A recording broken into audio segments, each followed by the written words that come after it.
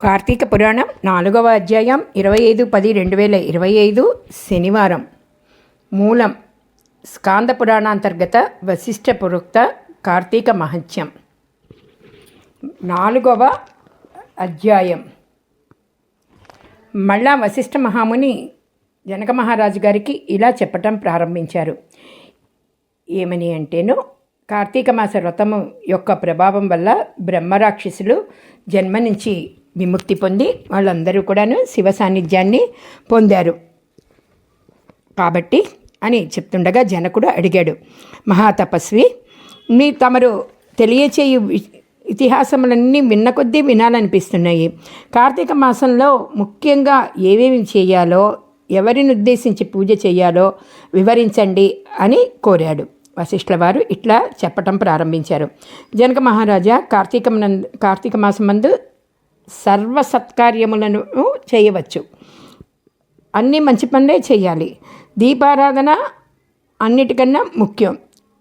దీపం దీని వలన మిగుల ఫలము వస్తుంది అన్నమాట. శివకేశవుల ప్రీత్యర్థం శివాలయంలో కానీ విష్ణాలయంలో కానీ దీపారాధనని చేయవచ్చు.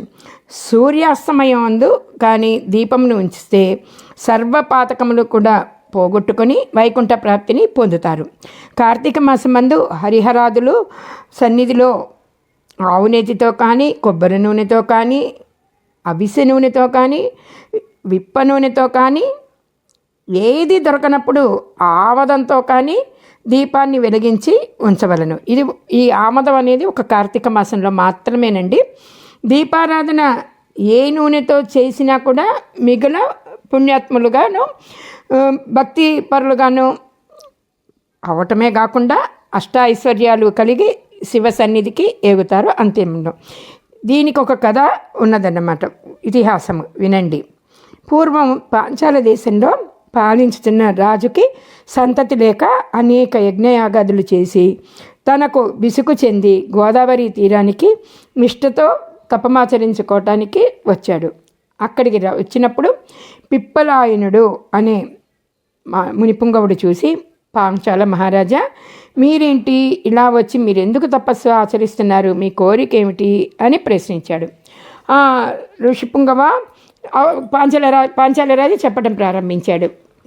ఋషిపుంగవ, నాకు అష్టైశ్వర్యాలు ఉన్నాయి, రాజ్యము సంపదలు అన్నీ ఉన్నాయి, కానీ నా వంశాన్ని నిలపటానికి నాకు పుత్ర సంతానం లేదు. కృంగి కృషించి ఈ స్థానంలో నేను తపమాచరించడానికి వచ్చాను అని చెప్పాడనమాట. అప్పుడు ఆ మునిపుంగవుడు, ఓయి, కార్తీక మాసంలో శివ సన్నిధిని శివదేవునికి ప్రీత్యర్థం దీపారాధన చేస్తే నీ కోరిక నెరవేరగలదు అని చెప్పి వెళ్ళిపోయాడు.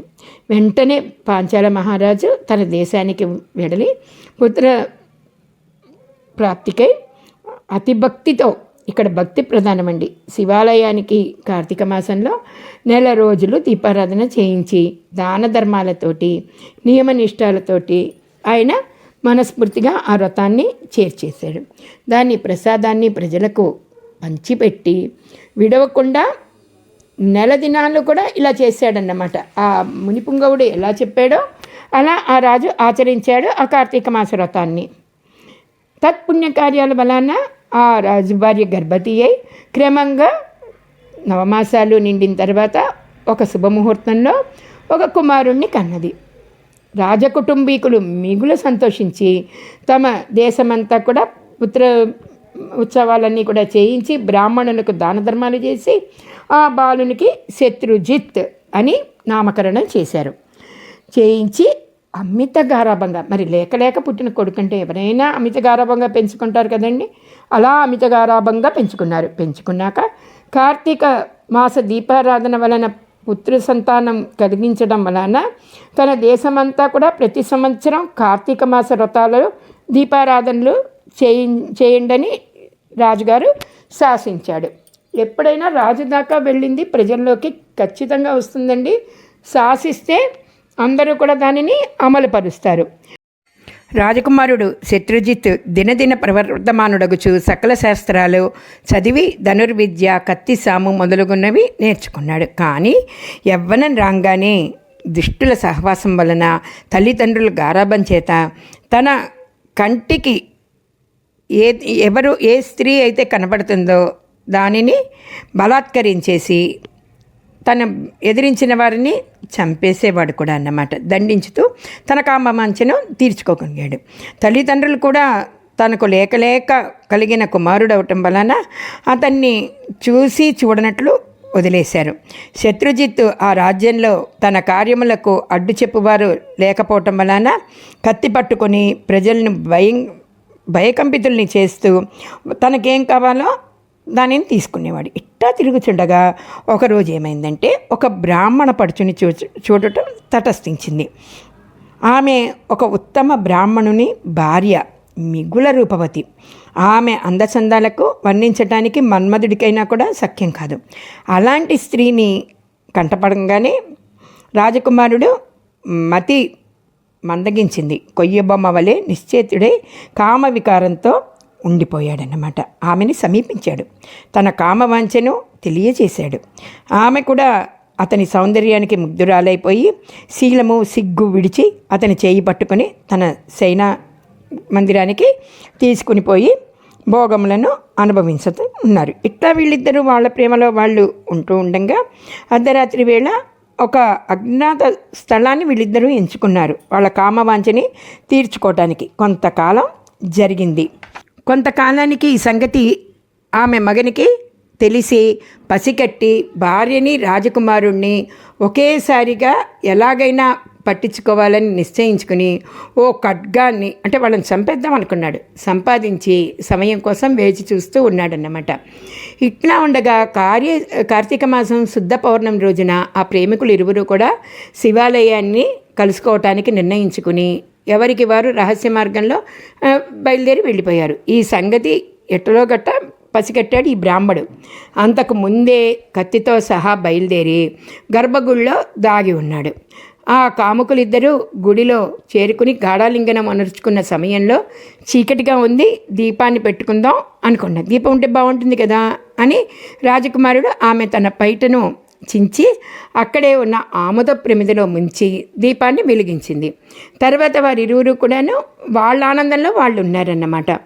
ఉండగా అదే అదనుగా చూసి ఆమె భర్త తన మొలనున్న కత్తి తీసి ఒక్క వేటుతో తన భార్యను ఆ రాకుమారుణ్ణి ఇద్దరిని ఖండించేశాడు. తాను కూడా పొడుచుకుని మరణించాడు. వారి పుణ్యం కొద్దీ అది ఆ రోజు కార్తీక శుద్ధ పౌర్ణమి అయింది. సోమవారం కూడా అయింది. ఆ రోజు ముగ్గురు కూడా చనిపోవటం వలన శివదూతలు ప్రేమికులిద్దరిని తీసుకోవటానికి వచ్చారనమాట. యమదూతలు బ్రాహ్మణుడిని తీసుకెళ్ళటానికి వచ్చారు. అంతా యమదూతల్ని చూసి బ్రాహ్మణుడు, ఓ దూతలారా, నన్ను తీసుకోవటం ఏంటి మీరు? కామాంధకారంతో కన్ను మిన్ను తెలియక పశుప్రాయంలో వ్యవహరించిన ఆ వ్యభిచారుల కొరకు శివదూతలు విమానంలో రావటం ఏమిటి? మీరు నా కోసం రావడం ఏంటి? చిత్రంగా ఉందే అని ప్రశ్నించాడు. అంతా యమకింకర్లు ఇలా చెప్పారు, ఓ బాపడా, వారెంతటి నీచులైనా ఈ పవిత్రమైన అనగా కార్తీక పౌర్ణమి సోమవారం దినమున తెలిసో తెలియకో శివాలయంలో శివుని సన్నిధిలో దీపం వెలిగించటం వలన అప్పటి వరకు వారు చేసిన పాపాలన్నింటినీ కూడా నశించిపోయాయి. కావున వారు కైలాసమునకు తీసుకుపోవడానికి శివదూతలు వచ్చారు అని చెప్పగా ఈ సంభాషణ అంతయు వించున్న రాజకుమారుడు, అలా ఎప్పటికీ జరగదు, తప్పులు ఎలాగున్నా కూడాను మేము ముగ్గురం కూడా ఒకే సమయంలో ఒకే స్థానంలో మరణించాము కనుక ఆ ఫలం మా అందరికీ కూడా వర్తిస్తుంది అని తాము చేసిన దీపారాధన ఫలంలో కొంత బ్రాహ్మణుడికి దానం చేశారు. వెంటనే అతను కూడా పుష్పక విమానం ఎక్కి శివ సాన్నిధ్యానికి చేరారు. వింటివా రాజా, శివాలయంలో దీపారాధన చేయటం వలన ఆ ప్రేమికులు చేసిన పాపపులు కూడా పోవటయే కాకుండా కైలాస ప్రాప్తి కూడా కలిగింది. కాబట్టి కార్తీక మాసంలో నక్షత్రమాల యందు దీపము ఉంచిన వారు జన్మరాహిత్యాన్ని పొందుతారు. ఇట్లు స్కాంద పురాణాంతర్గత వశిష్ఠ ప్రోక్త కార్తీక మహత్యమందలి 4వ అధ్యాయం. 4వ రోజు పారాయణం సమాప్తం. సర్వం శ్రీ హరిహరార్పణం.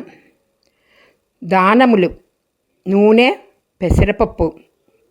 నిషిద్ధ పదార్థములు: వంకాయ, ఉసిరి.